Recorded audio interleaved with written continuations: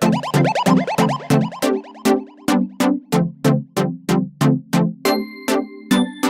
morning, class.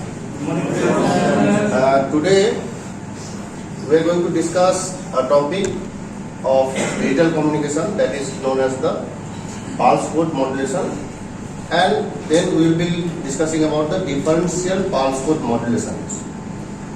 So let's start for today's class. So this is our topic that we are going to discuss today. Okay.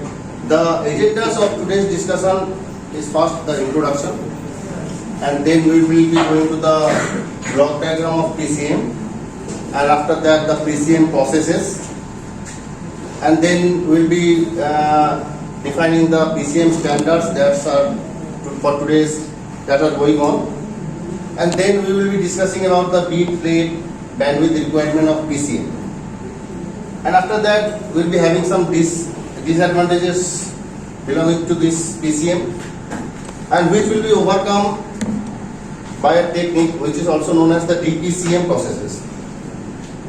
And last, we will be discussing about the key difference between the PCM and DPCM, and last we will be having some application on this, practical application of this topic. So let's start. So see, why we are going to the digital domain? What is the need of this going to the digital domain? See, this pulse code modulation is one type of digital modulation. So first of all, what we have to think, why we are going to the digital domain? See, in the case of analog case, when we are going to transmit through long distances, it is very difficult for us to maintain the attenuation of the signal. Right? So there is some distortion while traveling through a long distance. And the second point is that if you are there is no such encryption and process like that in the analog signal. Right? So this is the main disadvantages of the analog signals. So we can overcome it through the digital modulation schemes. So this first we are going to the pulse code modulation. In the pulse code modulation is that we are having an analog signal, and this analog signal is first discretized, and then this is done by a process of quantization, which is known as the, then we will be getting the digital signal. Right? So this nowadays PCM has an application in the voice signal. Already we have discussed that the PCM, our audio signal is in the range of 300 Hz to 3.4 kilohertz. Right? So we are having the PCM standards based on this voice signal. We are going to discuss in my later slides. Okay, so let's see so this is the basic block diagram of PCM. See, we are having an analog message signal that we are going to transmit, and we are using a low pass filter here before fading to the sampler unit. So this is the low pass filter we used as an anti-aliasing filter. So if we get some, because for the sampler we need only the signals that are to be band limited signal. Okay, so previously to avoid the aliasing effect, we use this anti-aliasing filter. Right? So this is having some frequencies which the message signal could be band limited to that much. So this is actually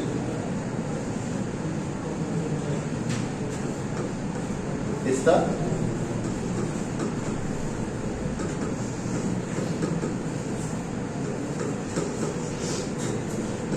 anti-aliasing filter.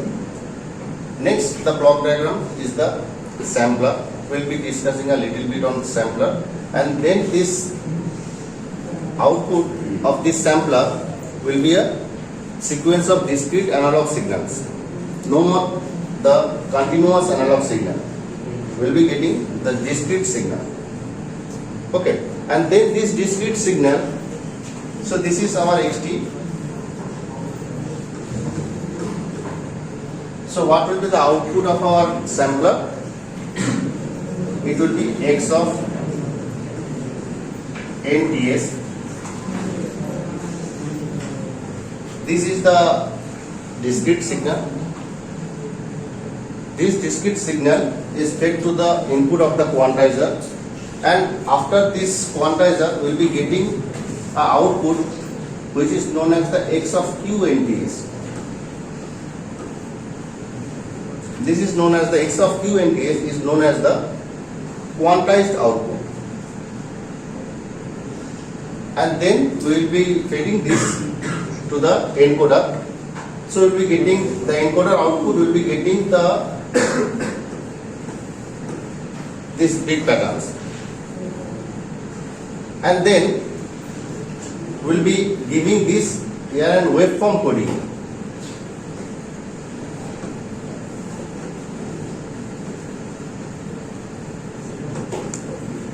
What is this waveform coding? Means these bits are converted to some waveforms.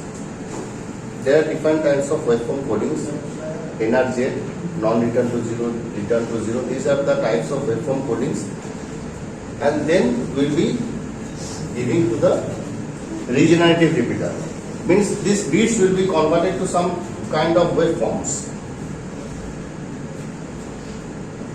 right?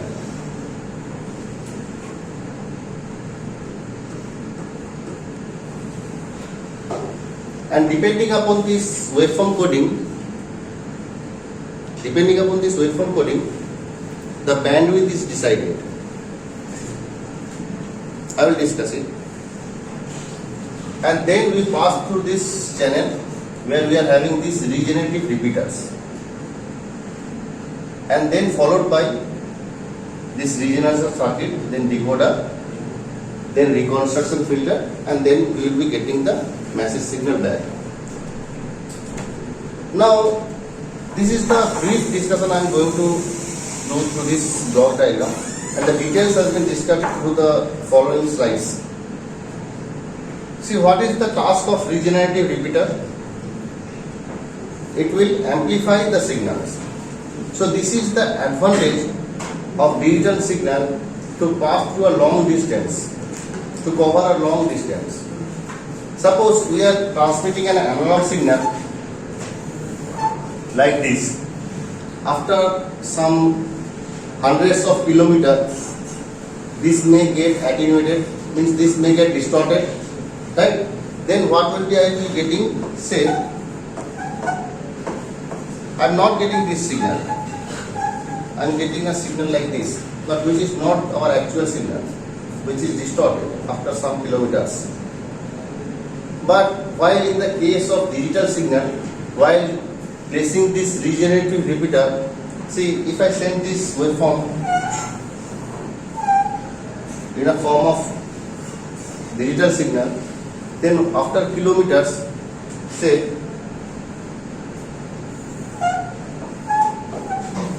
we will be getting, say, a distortion like this. Right. So by getting this distorted amplitude, we can say this one has been transmitted. From here, we can say the zero has been transmitted. From here, by getting the strength, we can assume and we can again amplify it. To. Then again I can transmit to next regenerative repeater before some distortion occurs. So this is the advantage of digital signals, right? So then we have gone through the regenerative repeater. Then comes the decoder circuit, reconstruction filter, and the destination. Okay, so this I am going to explain through. Okay, so this is my PCM process. First is the filtering, that we have already discussed, the anti-aliasing filter, and then we will be going to discuss about the sampling, and next will come the quantization, and next is the encoding section, right? So first is the sampling. So what should be the Nyquist rate of sampling? That has been defined here.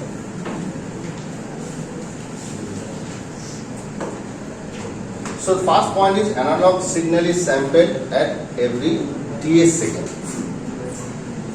and this TS comes from this Fs. See, this is the Nyquist rate, where Fs is the sampling frequency and Fn is the maximum frequency component present in the message signal. This is actually FM is not the message signal frequency. It is the maximum frequency component present in the message signal. So this, after getting the maximum value present in the message signal, from where we can determine this Fs, and after determining this Fs, then we can determine this Ts. Right. So what is the necessity of determining Ts? We know while we are doing the sampling, we have a message signal, and then we are going to multiply it by impulse train, and this each and every impulses are having strength of unity. And what is the duration? And this duration is given by Ts. Right. So this is 0. So this is Ts. This is 2 Ts, 3 Ts. And at the output, we will be getting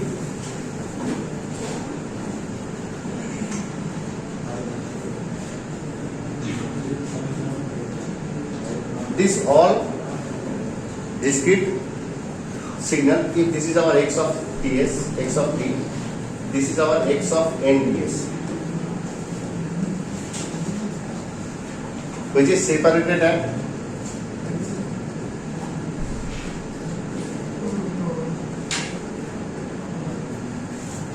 right. So this is the output.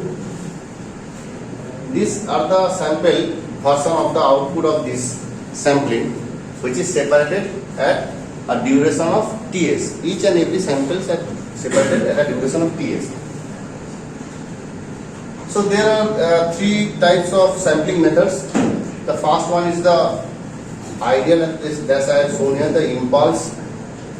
We will be taking the impulses. And the second one is the natural sampling. Means in the case of natural sampling, followed by flat top sampling, where instead of impulses, we will be taking the finite with pulses. See, this is the analog signal. This is the ideal sampling. We have taken the impulses. And see, this is the natural sampling. We have taken this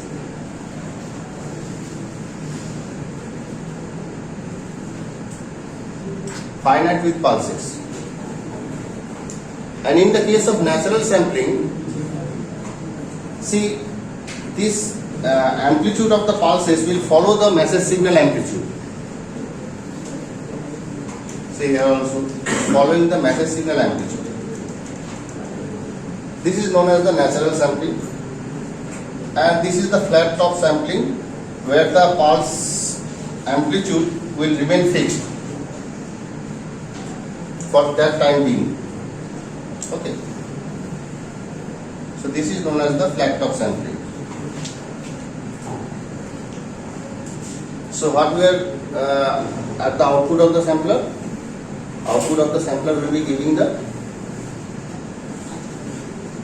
sample version of the signal, that is the discrete signal separated at a duration of Ts. Right? So these will be my outputs. Now this sample output version will be fed to the quantizer input. And see, what does this quantization do? This quantization will be getting the sample values and each sample values will be quantized to some fixed values. Right? And this is done by the quantizer. And we are having two types of quantizer, that is uniform quantizer and non-uniform quantizer. So far your syllabus will be stick with the uniform quantizer, and here also we will be showing two types of uniform quantizer, that is mid-rise type and mid-trip type. So the process of quantization is what? We will be getting the sample values, whatever may be the value, we will be quantized to some fixed values, and we will be having the output which are quantized to that fixed values. Right?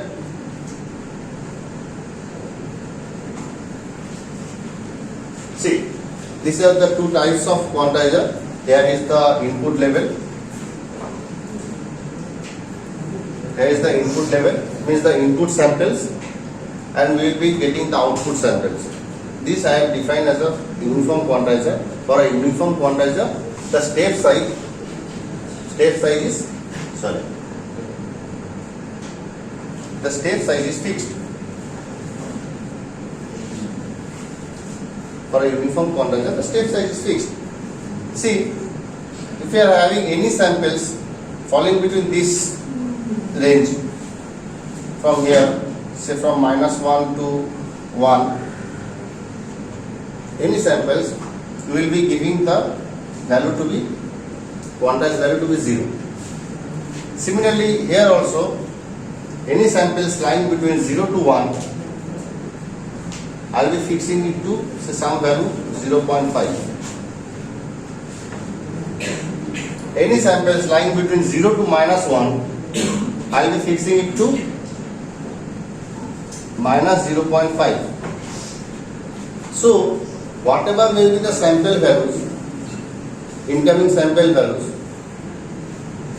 at the output of the sampler, means at the output of the quantizer, will be having that quantized value. Right? So there are two different cases. You can take any one for the quantizer.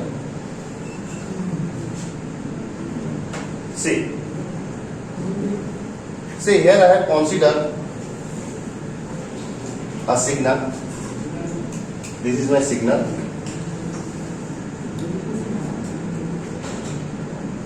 And see, we are having this minimum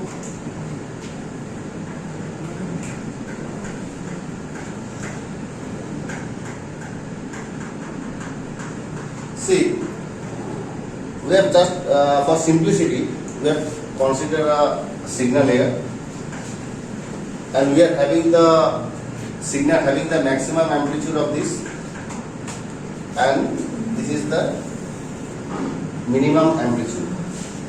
I am discussing a brief on the quantization part,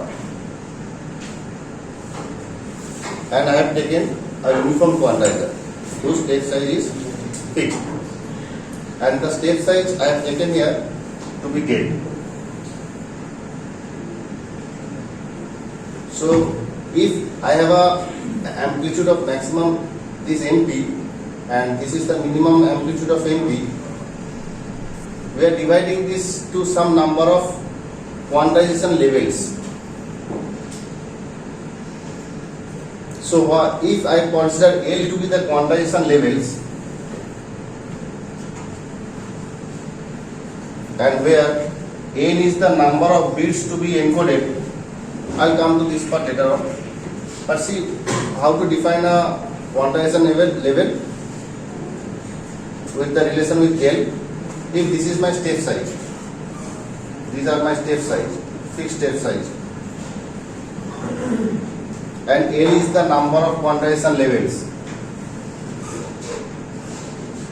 then how we relate with this maximum and minimum amplitude?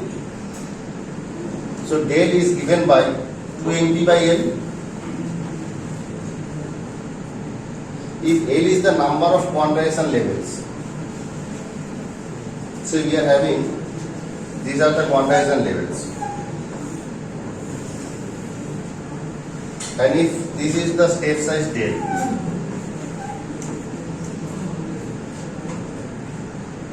then how to define if this is, say this is the maximum M1 and this is minus M1, which is the minimum amplitude. So how should be the step size defined by? It is the difference of this M1 minus M1 by the number of levels. So that's what I have shown here, that if this is the maximum amplitude of MP, so it comes from MP minus of this minus MP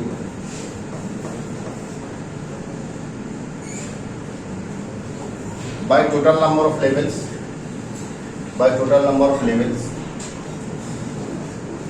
So that's from where I got this. I have defined this step size. Right? Now see, look at the samples. See,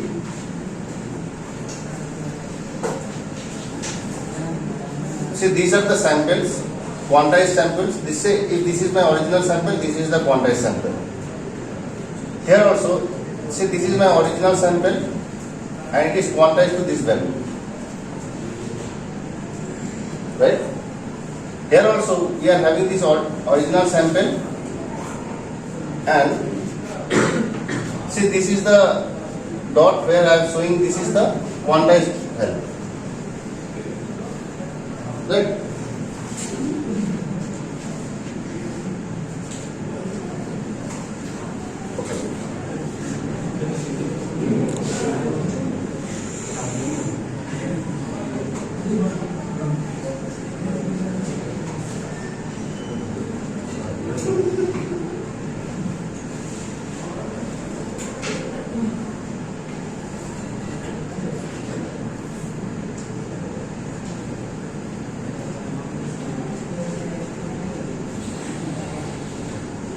So we are in this slide, right?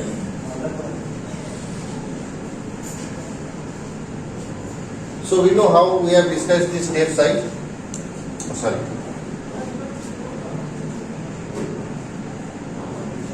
See, just now I said if this is my quantized sample values, this is not my actual sample values. So we are having some quantized. See, this. Look at this one. We are having. This is the actual sample value. Sorry.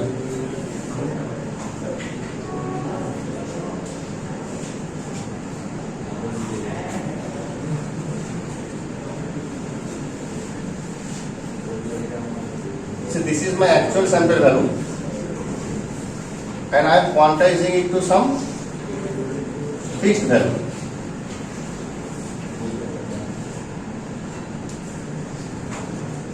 So we are having some values, original actual sample values, and we are quantizing to some fixed values. So there is some error between the actual sample value and the quantized value, and this error is known as the quantization error. This error is known as the quantization error.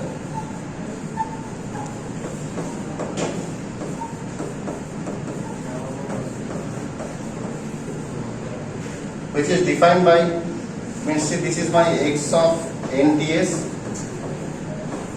minus the quantized value, that is x hat, or say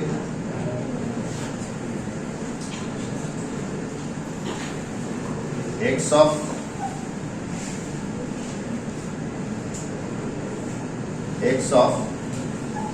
q of NTS. So this is my quantization error, right? So tell me, what should be the maximum quantization error if I have a step size of del? See, I am showing a diagram here. Say this is my quantization level.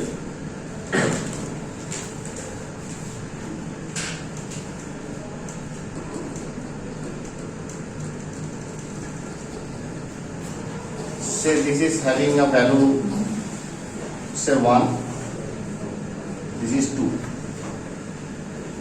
And see, I have taken the value here to be 1.5. Whatever may be the sample values falling between this 1 and 2, I will be quantizing it to the fixed value of 1.5. Right? So let us consider this is to be the gate. So if my samples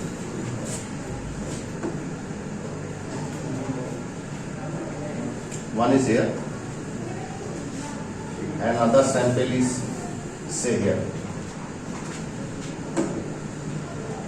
Say this sample is having the value 1.3 and this sample is having the value 1.9.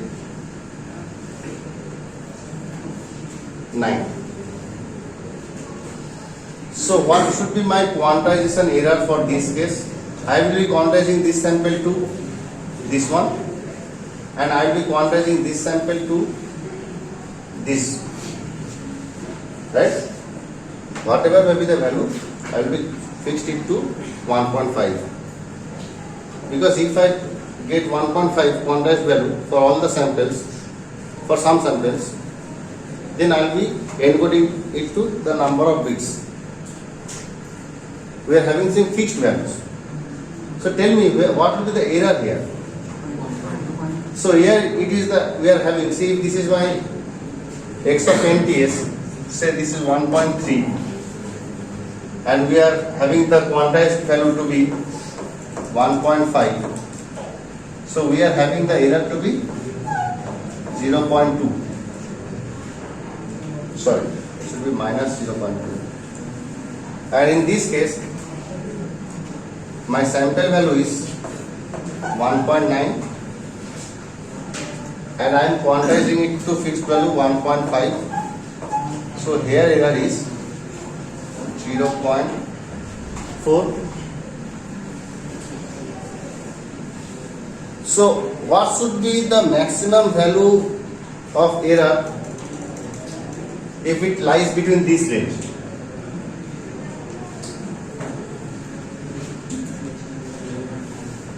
It will be minus 0.5. So the maximum error lying with all the samples lying between this range will be having a maximum error of 0.5, right? Similarly, all the samples lying between this range will be having a error of maximum error of plus 0.5, right? So if I have a step size of del here, we have considered a step size of del.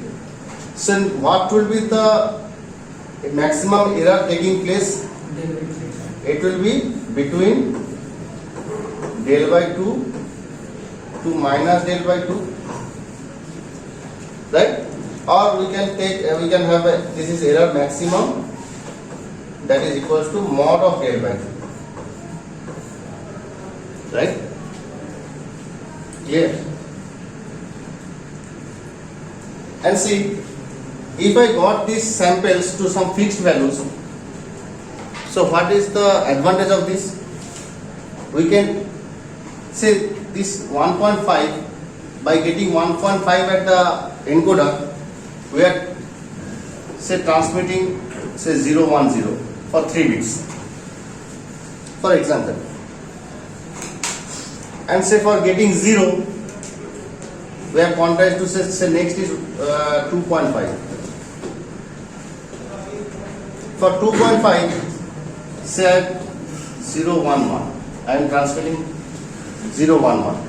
So what I am doing, all the samples I am converting it to some fixed values lying between this, and I am giving this value. right? So this is the advantage of this, not considering for all the samples having different values, right? And that is the quantization error we are having. Clear? And see, depending upon the values, see, I can take here for 2 bits also. That is the number of bits to be encoded, which is defined by the number of n. See, if I want to represent this 1.5 by 4 bits, this is 0010. Now, what will be the advantage and disadvantage of taking the number of n increasing? If I increase the number of n, what will be the effect on bandwidth? I will discuss it later on, right? So this part is clear to you. We are having a step size of del, and we are quantizing these samples to some fixed values, and the error we are getting, that quantization error in the case of uniform quantizer. This part is clear. Okay. Now see, we are going to discuss the quantization noise power. Already we have discussed about the noise expected value in the random process and how to find out the power of a noise. That is given by the mean square value, and how to calculate the mean square value. That is expected value of, this is the, sorry,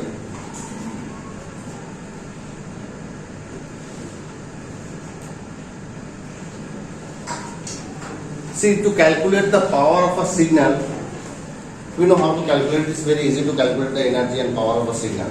But as we are doing a random process, which is a noise, we have to take the expected value, expected operator, right? So this is known as the mean square value.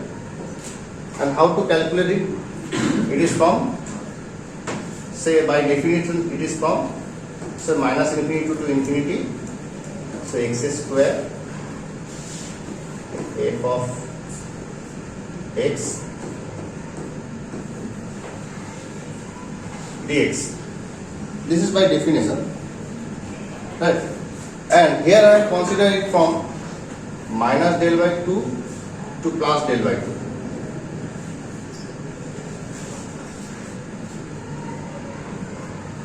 Instead of x, I have taken here q square, and this is the PDF function, right? So now we are going to find the PDF function of this noise. Already what I said, this we have taken a uniform quantizer. So let us discuss the uniform distribution, right? Uniform distribution. So this is the uniform distribution of any function, any random function, random variable. We know, we have studied, say from, say, minus a to a, say f of x, right? This is the uniform distribution function, uniformly distributed from minus a to a, right?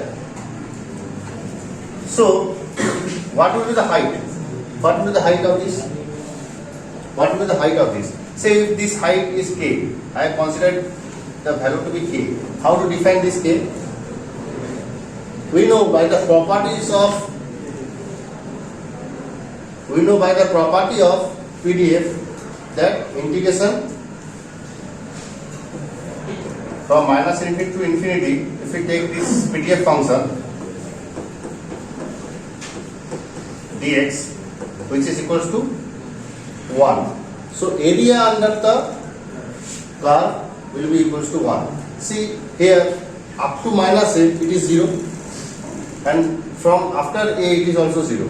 See, if I find the area, means see what is the length here, 2a, and what is the height, k. So 2a times k will be equals to 1.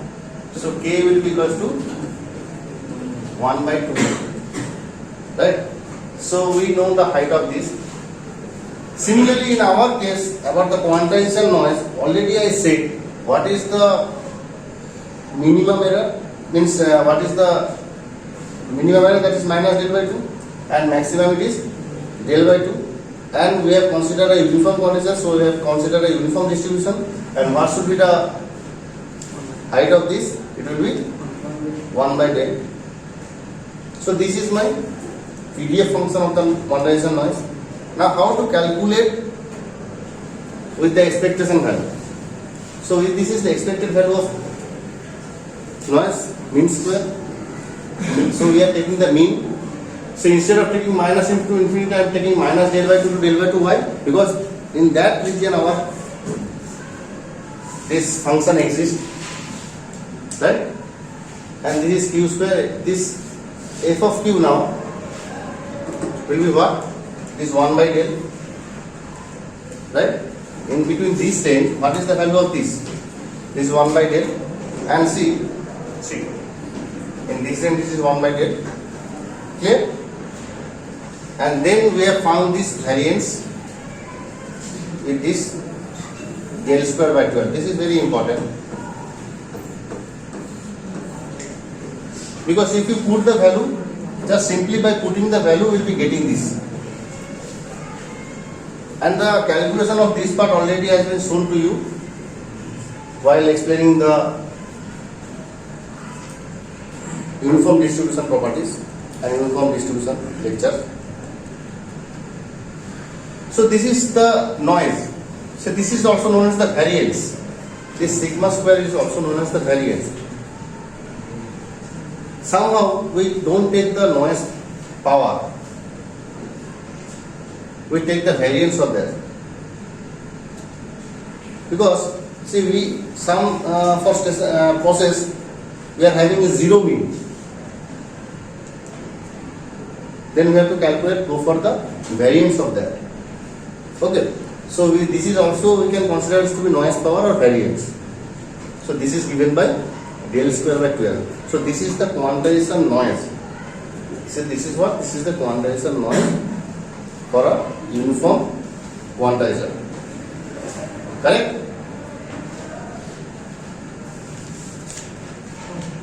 Okay. So next, the signal to noise ratio of a uniform quantizer. This has been already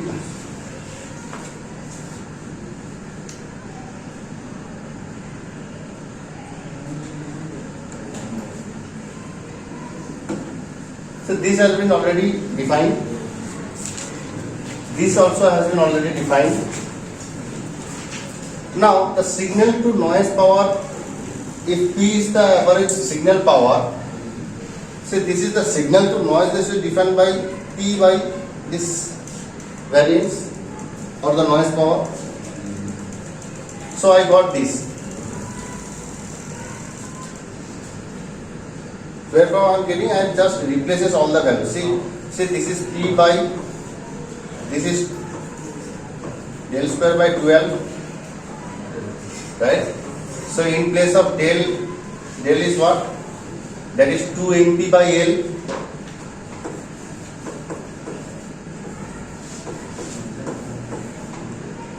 Right? And what is L? L is 2 to the power N.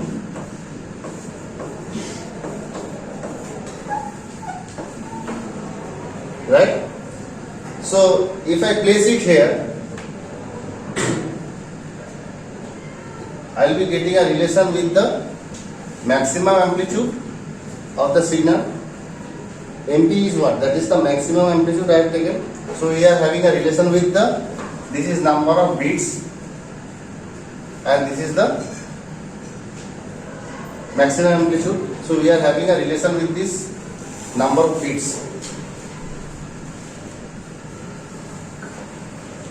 Right?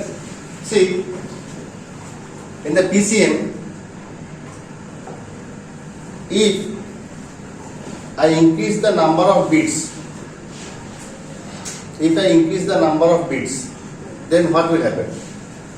See, if L is my quantization level and del is my step size, if I increase the number of bits, then what will happen? L will increase. So look at this expression. If L is increased, this step size will be decreased, right? So if this step size is decreased, according to our quantization error maximum is given by. So if this is decreased, so error will be decreased, right? So by increasing the number of bits, we can decrease the quantization error, right? Okay. Now, what will be cost? The cost will be in the terms of bandwidth, which I am going to discuss. It will be cost in the terms of bandwidth, right? Is this part clear?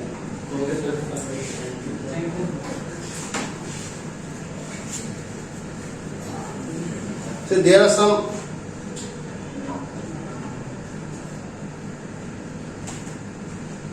some PCM standards, the European standard and American standard. For European PCM we are using 30 channels, and for we are North American 24 channels. So these are the standards, PCM standards used. Now we are going to define the bit rate and the bandwidth. Say number of beats per second is the number of beats per sample and the multiplied by the number of samples per second. See, we have already discussed. See, each quantized samples are defined by some number of bits, and how many samples are there. If Fs is my sampling rate, means in 1 second, how many samples will be getting? Will be getting this Fs number of samples. So Fs is the number of samples we are getting in 1 second, and each sample is defined by n number of bits. So the total number of bits will be n times Fs, right? So this is n times Fs. Now see how the bandwidth is related to this. See, if we are having the inner jet, the bandwidth is given by the simple RP, that is the bit rate. For RZ it is 2 RP, and for Nyquist bar it is RP by 2. So the minimum bandwidth of PCM is given by n times Fs by 2, because this is our bit rate, n times of Fs, and we know Fs equals to, for marginal case we have considered Fs to be twice of Fm. This is the marginal case. So if I put it here, I will be getting n times Fm.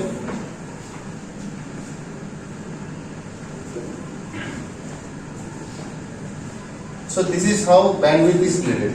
So now see, if I increase the number of bits, so n is increases. So as n is increases, bandwidth is also increases. So if by increasing the number of bits, we can minimize our quantization error, which will cost in the bandwidth. So in the PCM standard, there are some standard that 8 bits are encoded.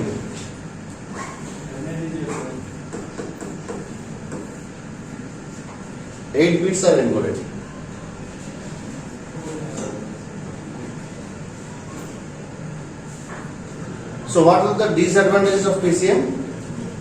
So we have a large bandwidth requirement.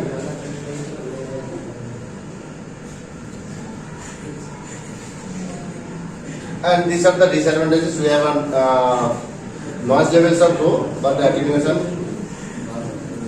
and we have a complex circuitry, and these solutions are based on the DPCM circuit.